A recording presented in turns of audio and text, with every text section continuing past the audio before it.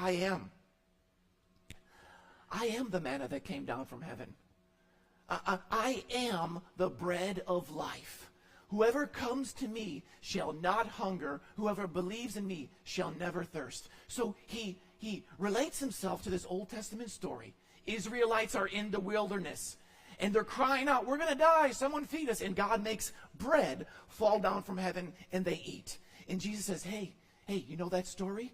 I am the bread that came down from heaven. I am the living bread right now. Whoever eats of me, you'll never hunger. Whoever drinks of me, you'll never thirst. So he makes this statement, I am the bread of life. Where we're going to be in today, obviously, is learning that Jesus is the bread of life. Everyone say bread of life. Everyone say bread of life. Now the bread of life is 4 things. Bread is 4 things that I want to teach you today. First and foremost, bread is essential. It's essential. You need it. You need it to live. When we talk about bread, it's synonymous with food in general, right? You get together with a group of people and you break bread. You have a meal. So bread relates to food. You need food to live. You can go 3 weeks. 3 weeks without food, and then eventually you'll die. If you don't have food and water, 3 days before you die. And so food is essential. You need it to live. Jesus says, I am the bread of life. Your fathers ate manna in the wilderness, and they died. This is the bread that comes down from heaven, me, so that one may eat of it and not die. Oh, I don't want to die. You need this bread. I'm the living bread that came down from heaven. So when we talk about bread being essential, it's essential for 2 things. First, it's essential for the life that's coming. It's essential for the life that's coming. There's a life to be lived after this life here on earth. God created you to be in a relationship with him. But each and every one of us has gone our own way. And so when we were in a relationship with God, we were full. We could feast, right? We were in a relationship with him, and he was our source, our supplier. But each and every one of us has gone our own way. And that's created a void. That's created a hunger within us.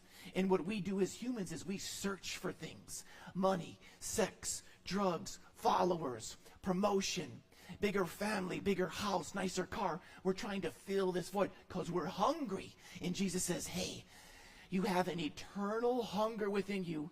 I can meet it. I can fill it. You're eating all of this bread, and it goes in one end and out the other. I'm the bread that's going to come in and fill and stay. I'm essential. You need me for the life to come. You need me for the life to come. Each and every one of us, again, created to be in a relationship with God. We've gone our own ways. That's created a separation between us, and there's nothing we could do to work our way back to him. And God knows this, and God doesn't want this for anyone. So what he did is he sent Jesus, the bread of life, who came down from heaven, who lived the perfect life. The life that you're required to live to be in a relationship with God, Jesus lived it. And then he offered himself as a sacrifice, taking your punishment upon himself. He suffered, he died, he was buried, he rose on the 3rd day. Because he did that, God can now offer anyone who's hungry, anyone who wants a relationship with God, anyone who wholeheartedly comes to the end of themselves and say, God, I'm empty, I'm separated, I know it, I need you. Anyone that wants that, you call out to him, you'll never hunger again. You'll never thirst again. And so if you're here today, are you hungry? Are you hungry? Are you separated from God? If you are, you know it. It's not like, I don't know. Pregnant women know they're pregnant. People that have a relationship with God know whether or not they have a relationship with God. You know when you're hungry. Are you hungry? Are you hungry? Call out to him right now and say, God, I need you. God, I need you. I repent of myself. I'm sick of eating the garbage of the world. I need this bread for the life to come. He's essential. He's essential. He's the bread of life. Salvation comes from a person, not a religion, not a method, not a system. The bread of life is a person. Jesus, are you hungry? The second thing he's essential for is for the life you're living. You have needs. Humans have needs. An eternal need, which only he can meet. A spiritual need, which only he can meet. Aside from that, you have relational needs. Emotional needs. Intellectual needs. Physical needs. He's essential to meet those needs you have for the life you're living. Let me give you an example. My wife and I, we watched this show called Naked and Afraid. Have you ever heard of this show, Naked and Afraid? Okay, they have blurry spots. So don't think we're at home watching some weirdo stuff, okay? It's a legit show. And I'm fascinated by it because I like watching things that people do that I would never do. What they do on this show is they drop off two people in a remote area of the world, Bolivia, Colombia, the Amazon rainforest, the African plains. They drop them off naked. And they give them like a knife and maybe a fire starter. And they say, here you go, people, for 21 days, survive. And so they walk around and they got to find a water source. They got to build a shelter. They got to start a fire. They got to go hunting. And there's bugs, there's lions. So they got to build a boma so lions don't get in. I couldn't do this. This is not me. I look at this show. I touch ground. I'm like, what is that? I'm out. I tap out. I'm done. I'm from the city. I don't do well with creepy crawlies, slithers, mosquitoes. There was one episode when they're on the beach and they're just covered in mosquitoes. I couldn't do it. I couldn't do it. I don't even like being out here at the carnival at night because little fruit flies. Anyone? Right? Little fruit flies, and I'm like, I want to go home. Fully clothed, fed, fruit flies. I'm out. You want to drop me in Bolivia? Not going to do it. But there's guys on there like Pastor Randy, right? That are like hunters, killing elk and stuff, and just skinning them alive, and then eat. And there's people who thrive on there. They have this one episode, Naked and Afraid XL. That's 40 days. And I think it's just one person. There was this one dude, he's like it. Okay, builds a whole thing. Anyways, I'm going somewhere with this.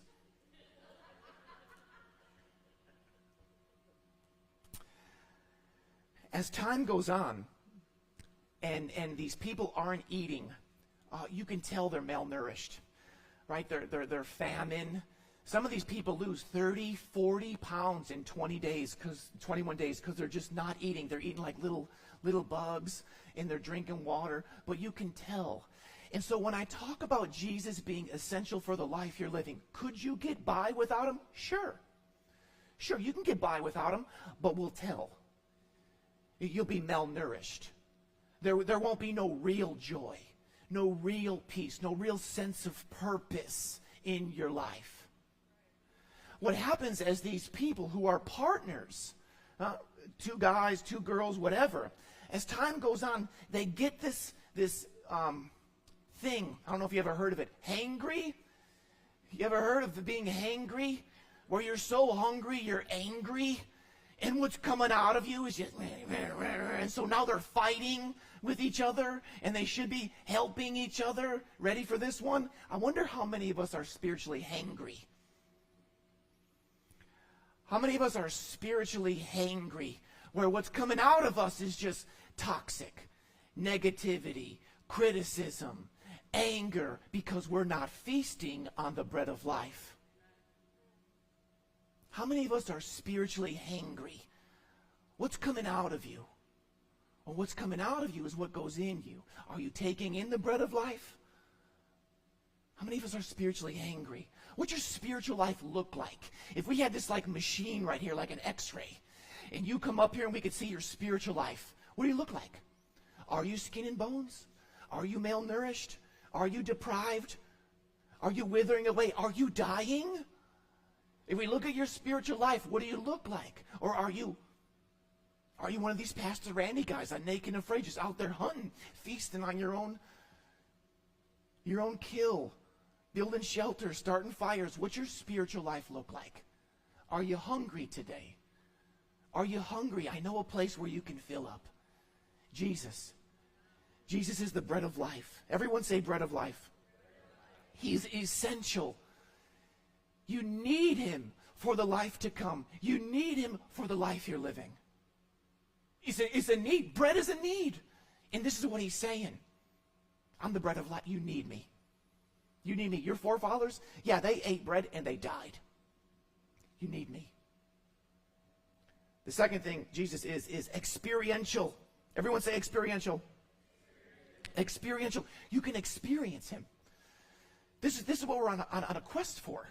An experiential, real-life relationship with God. The same way that you can experience sitting down and eating, you can experience God in a real personal relationship.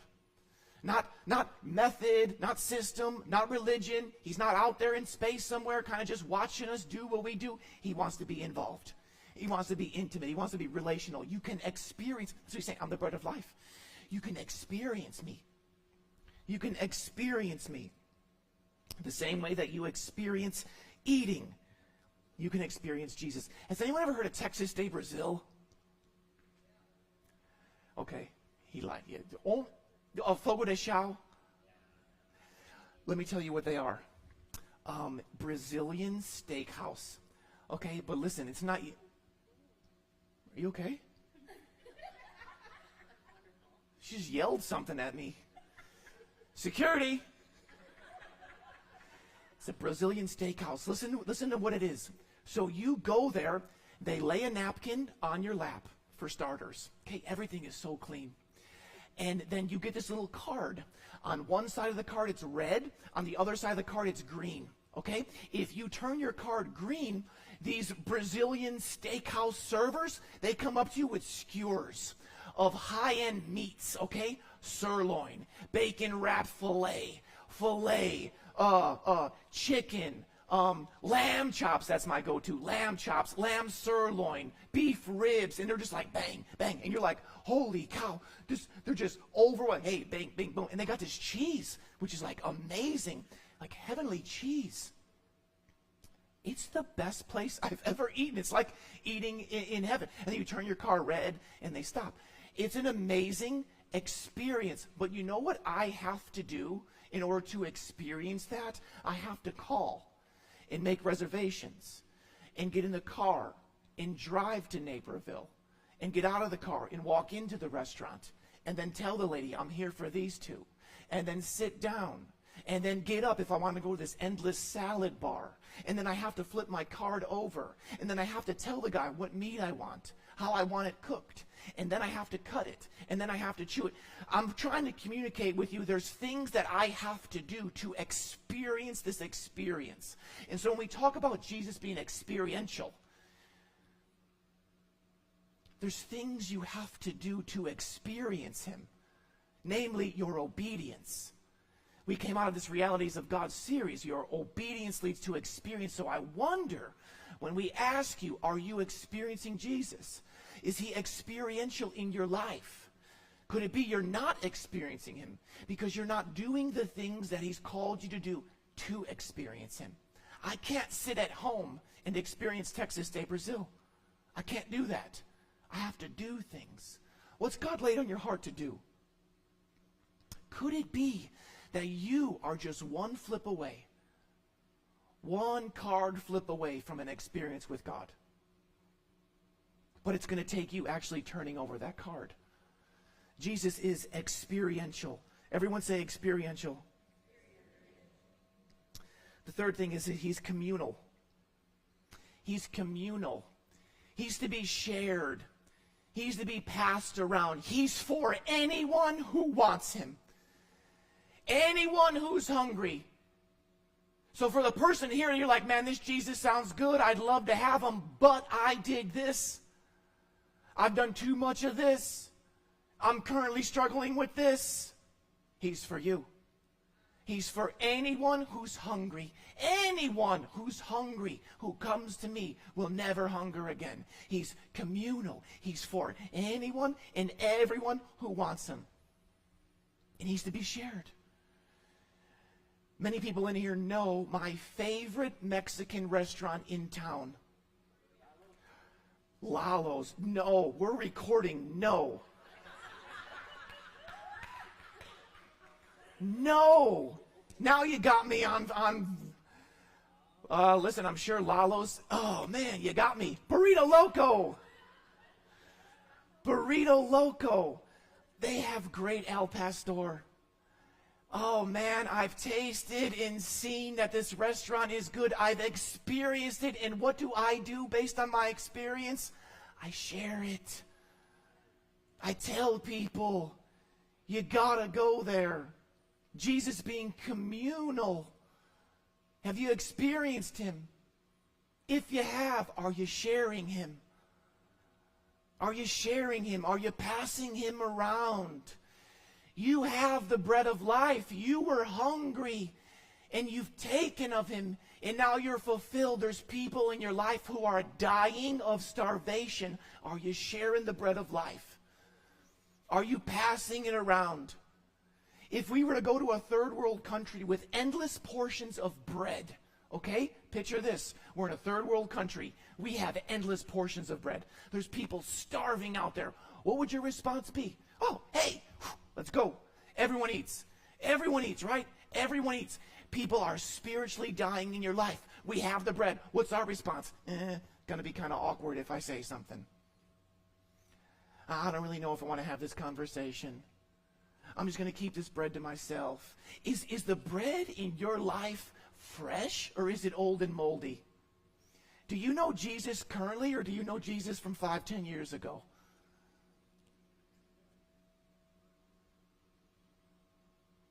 There's people in our life that are dying spiritually. We have the bread of life. Are we sharing it? Are we sharing it? Let's go to a different chapter here. Are we sharing it? Let me ask you another one. What are you sharing? What are you sharing? It's morning time in your house. Your family comes down comes down the stairs. What kind of breakfast are they getting from you? Are they getting love? Are they getting encouragement? Are they hearing hope? Are they getting the bread of life or are they getting negativity? Are they getting impatience? Are they getting bitterness? Are they getting last night's warmed up argument? Are they getting last week's argument? Are they getting years ago stuff? What are we sharing? Jesus is communal. You have him. What kind of food are you serving to people? What kind of food are you serving to people? Man, I thank God for my wife. She gets up an hour before everyone. Why? Because she's cooking up a meal. She's cooking up a meal, and so when the people come down the stairs, it's like, hey, guess what I got for breakfast? Jesus. Because I've been up an hour early feasting and preparing a meal for you to come down to. He's communal. What kind of meals are you sharing with people? Not just breakfast, out in your daily. What kind of snacks are you giving people? What kind of food are people feasting on that comes from your hand? Is it gossip? Is it back talk? Is it disrespect, teenagers? Or is it honor? Is it reverence? Is it love? Is it giving, forgiving? Jesus is communal. Are you sharing him? What are you sharing? What kind of aftertaste are people leaving conversations with you with? I just met Drew Smith. And he fed me some Jesus. And so I'm leaving a conversation with Drew like, man, I don't know what it is about that guy. I don't know Jesus. I don't know what it is about that guy, but I always leave conversations with that guy feeling like good, man. Like feeling good. He's kind of weird. But there's just something about him that when I am around him, there's just something. Yeah, because he's feeding you Jesus. Now I can say the same thing. Drew, Christian. I don't want nothing to do with that guy. Man, he walks in the room, I walk the other way because anything that comes out of that guy's mouth is just negativity and gossip. And man, I always feel bad. What are you feeding people? What are you feeding people? Jesus is communal. He's for everyone. We see here, he takes the loaves, he distributes. He distributes.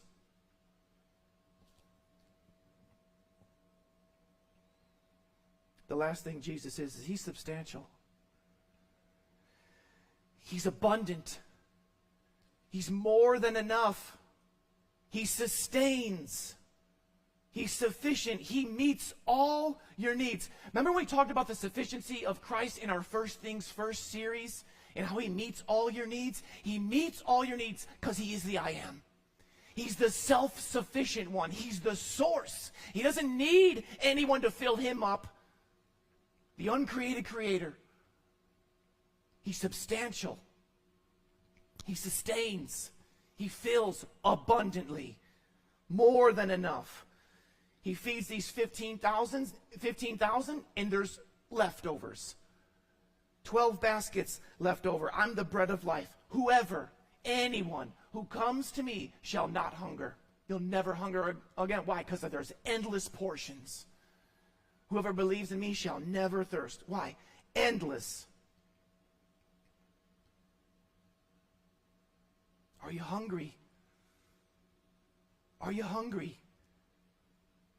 Man, I'm just a guy who found a place to eat. And this place that I ate at hit different. For the first time in my life, I ate at this place and I felt different. It completely did something within me that is still evident today. And I'm just here to tell you, you hungry? You hungry? I know a guy. I know a guy. His name is Jesus. He's the bread of life. He's the bread of life.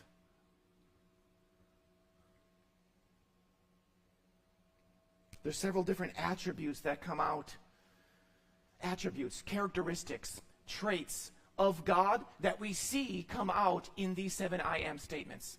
We're going to see them throughout this series. 2 of them I want to talk about. I get geeked up over this stuff. These attributes of God. They talk about this in the Roots class, the New Believers class. Because again, a lot of people have an idea of who God is based on other people's teachings, perceptions, past experience. Jesus, let me tell you who I am. Let me tell you who I am.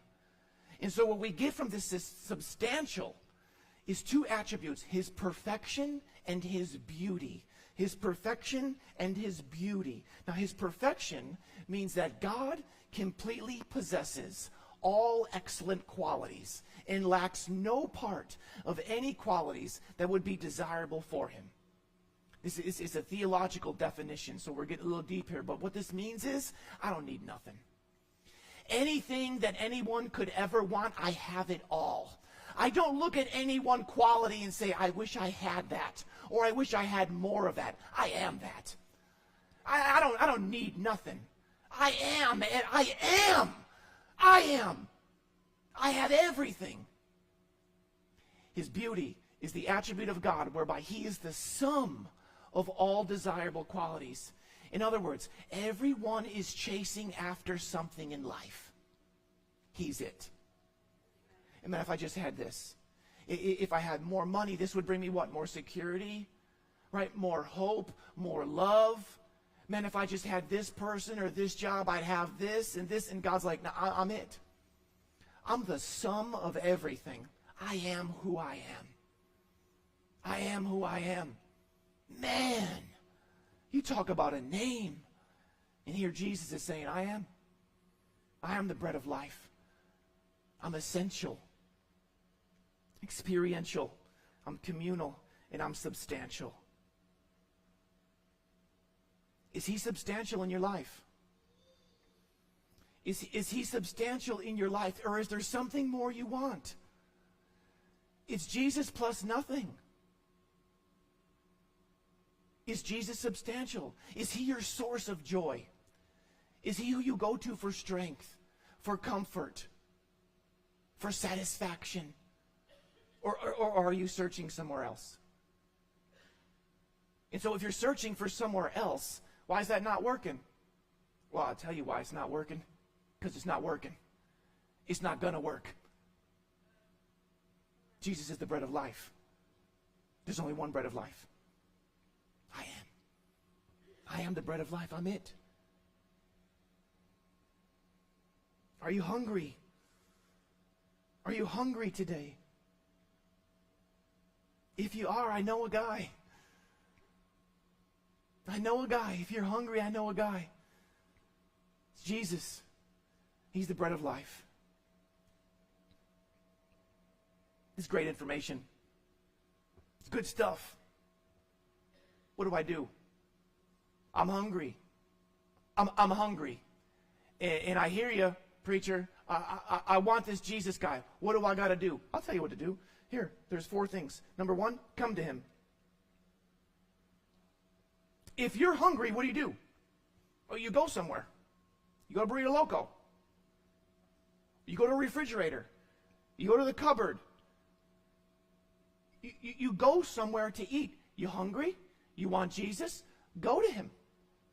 Go to him in prayer, in worship, in the Word, in your quiet time, in your devotion time. You make time to eat. You make time to eat. And so if you're spiritually hungry, make time to eat. You got to come to him. And the second thing you got to do is you got to take of him. Take of him. What's he want to feed you? Is it strength? Is it forgiveness? Is it love? Is it correction? Oh, no, Jesus, don't like that.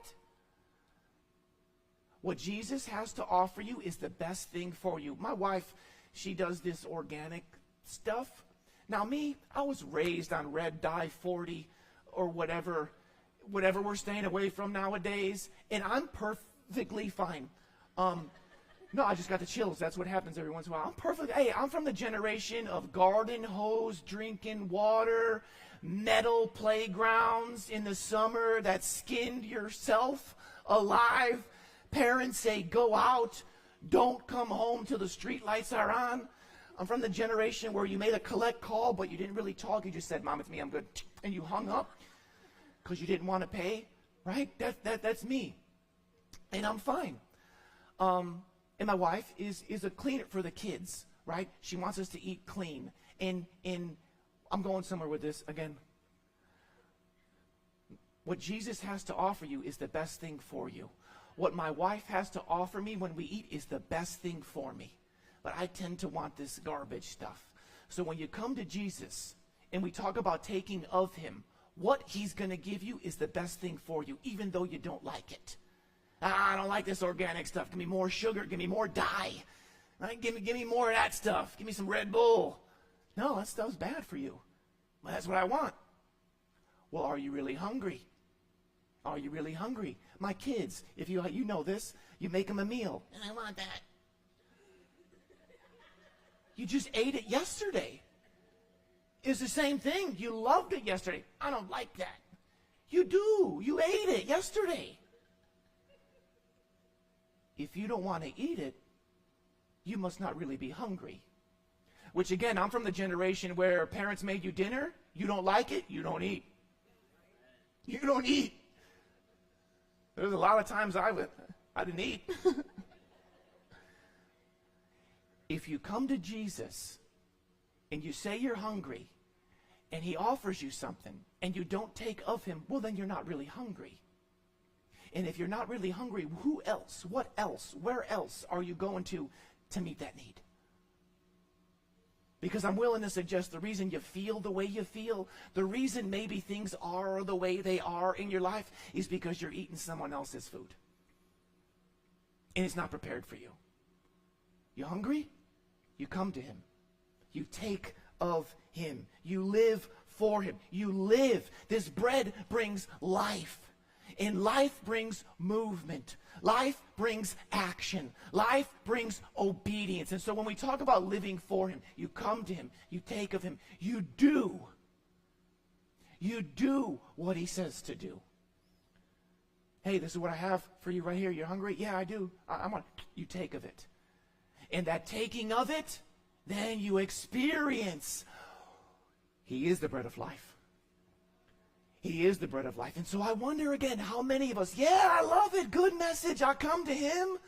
I see what he has to offer. And I'm like, I don't know. I don't know. And you're not fulfilled. You haven't had that God experience. And so I wonder how many of us are just a card turn away. Just a fork away, a spoon away, a prayer away, a witness away. an offering away, a song away, a conversation away from a God experience. You want to experience him? You got to do what he says. And I'm not talking about snacks. A lot of us treat Jesus like a Snickers bar, where we just snack on him. I mean, you could get by naked and afraid. You can get by on bugs, but we'll tell. We'll tell you ain't really doing good. You ain't looking good. You don't really have strength. You don't have vitality. You don't have life in you. You could get by on just a Snickers bar of Jesus, just a little verse a day, a little 5-minute devotion a day. You get by. But this is the bread of life. You could have Texas Day Brazil every day. And you want a Snickers? And so I wonder how many of us were just treating this bread of life as just a Snickers bar. You're getting by, but you're not really experiencing. This is the bread of life. And then you give from him. Because he's communal. Again, you don't give of yourself. You don't have anything of yourself. You come, you take, you experience, you do, you share. You share. You speak, you pray, you witness, you post. What goes in, comes out.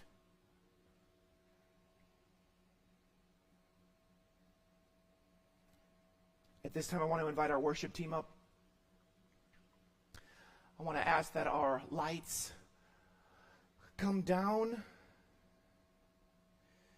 And I want to ask y'all to rise.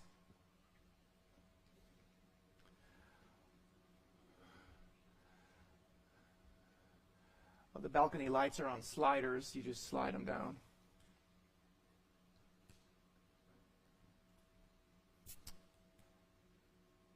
What's God revealed to you today?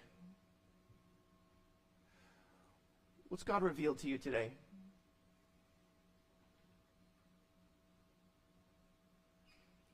God's revealing to me right now that the balcony lights in Jesus, look at that. Look at that. That's cool. What's God revealed to you today? What's God laid on your heart? What have you come to realize? Jesus is the bread of life. Is he essential in your life? Do you need him? Is there a need? Now, I know you need him, but in your life, is there a need? Like, if you don't go, if you don't have him in the morning or at least some part in your day, can you continue to go throughout your day, your weeks, and just not have him? Or is there this like, man, I need him. Every hour I need him. Something's off with me. My attitude. The things I'm saying, the way I'm feeling, like I'm off. What is it? I haven't been feasting on the bread. I need him. Man, even when I'm good, I need him. Because the reason I'm good is because I need him. I need him. Is he essential? Is he essential in your life? Is he experiential? Are you experiencing him actively, intimately, personally, daily? Are you? Are you? If not, why? I could tell you why. It's because he laid something on your heart and you're not doing it. You're one card flip away. You're one card flip away from endless portions. You hungry? You hungry? I know a guy. I know a guy. Is he communal? Are you sharing him? Are you passing the plate around like Thanksgiving dinner with your friends, with your family, on social media, at work? Are you sharing him? If you're sharing, what are you sharing? What are you serving? What's coming out of you? Is it the bread of life? What's God revealed to you? Go to him in prayer and say, God, I hear you. God, I hear you. I need you to do something. Is he substantial? Well, he is substantial. He's substantial in your life. Or is there still something more? God, if I just had this, I'd be good. God, if this just happened, I'd be good. No, you're good. Because God is good. He's substantial. Is he? Ask him to make himself substantial in your life to cause you to believe this? What's God revealed to you? We're going to sing a song now. At the end of the song, our prayer counselors are going to come forward. At the end of the song, our prayer counselors are going to come forward. Don't leave here with a burden. Don't leave here heavier than you came in with. If you need prayer, if you're here and you're like, I have no idea what this bread of life is what this means, but I want it, come forward. Come forward and meet with one of our prayer counselors. Don't leave here without feasting on the bread of life.